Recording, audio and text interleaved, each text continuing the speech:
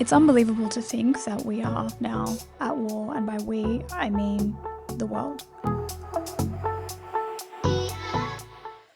On Saturday, the 28th of February, Israel, together with the US, launched a joint attack on Iran.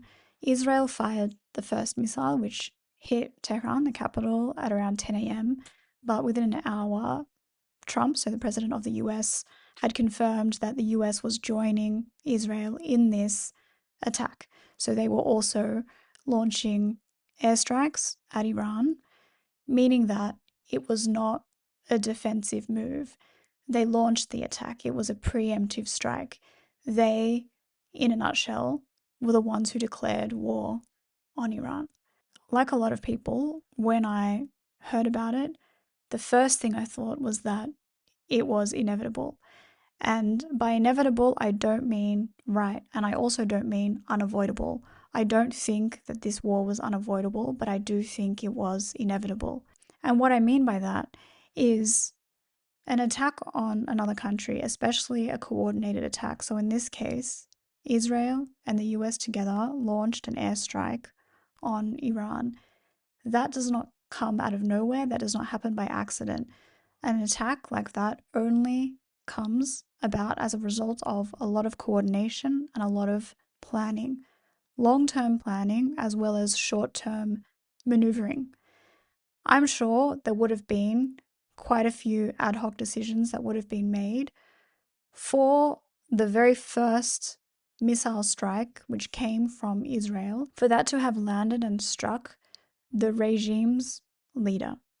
So the Ayatollah Khomeini, for that to have struck and taken out the leader or the center, you could say, of power in an oppressive regime that they were trying to topple, that isn't luck. My guess is that the reason they launched this strike on Saturday at 10 a.m.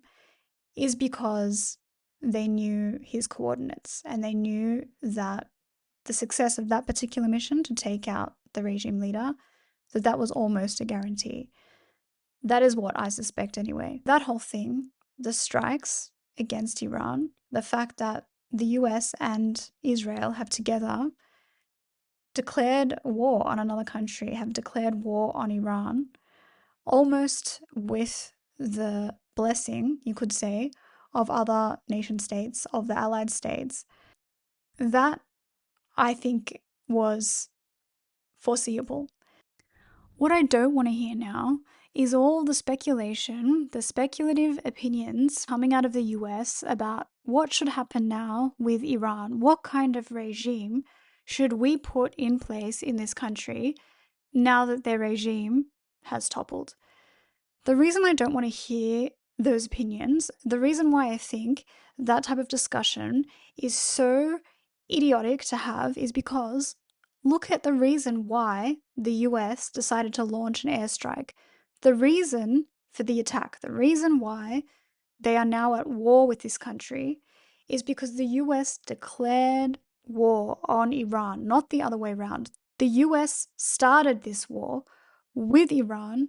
Why? Because they had decided that the situation in Iran with this oppressive regime was now intolerable for the US. The people of Iran had already found life under that regime intolerable, and they had suffered for decades.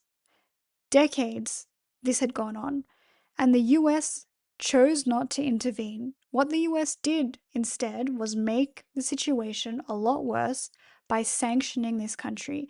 And the sanctions have led to such economic hardship in Iran that one rial, so one of their currency, is worth about 1.3 million US dollars. That's how bad the inflation had become. So people have not been able to afford electricity, water, basic essentials, food, ways to survive, not to mention the human rights violations that have been ongoing for decades. And in January, when this reached a climax, people were protesting on the street, protesting because they found their living conditions so intolerable. And what the government response was to cut off their internet. So the whole country had no internet, still has no internet. And what they did was they brutally punished them. They killed protesters for protesting the right to be able to buy water and food so that they might survive. When people were protesting, and when thousands of them, thousands were being killed, including children, when images that were being leaked out of the country were showing makeshift mass graves, and when the regime's leader, the Ayatollah, who is now dead, when he claimed responsibility for those deaths, meaning that that was, for him, a very reasonable punishment when people protest. That was the point that the US started making declarations or intentions of war and strikes against Iran. This was in January. This was about a month ago. So, what prompted this attack, what prompted this war, was the mass protesting of the people of Iran, which resulted in their mass killing. It resulted in mass murders across the country because they were protesting their living conditions. So now that the Ayatollah has been taken out, there are a lot of questions around what will happen now in place of the regime. Now that the regime has hopefully fallen, what will take its place? The discussion now around whether it should be Israel or whether it should be the US who picks their next leader. The discussion around whether Iran should take on like a Westminster model of government similar to the UK, similar to the US, whether we should be trying to rebuild the political system in Iran after the American system, or whether we should be building it in America's interests, whether we should be rebuilding that country in a way that it now serves US's interest. The absolute absurdity of this type of thinking, all you have to do is remind yourself why the US declared war on Iran. The whole reason why the US launched an attack on Iran after decades of oppression in that country was because of the mass protests, because of thousands of protesters rejecting the authority of that country and the authority over their lives. When it comes to the question about what happens now in Iran, the only criteria for that should be the consensus of the people of Iran. What do the people of Iran want? What do they need? What they need is they need immediate relief from the hardships they've suffered, which have only escalated in the last few months and are probably still escalating now, seeing that the country is at war. They need relief from the suffering, from not having access to food, electricity, water. They need recovery from the economic hardship which has crippled their spending power and their country's spending power.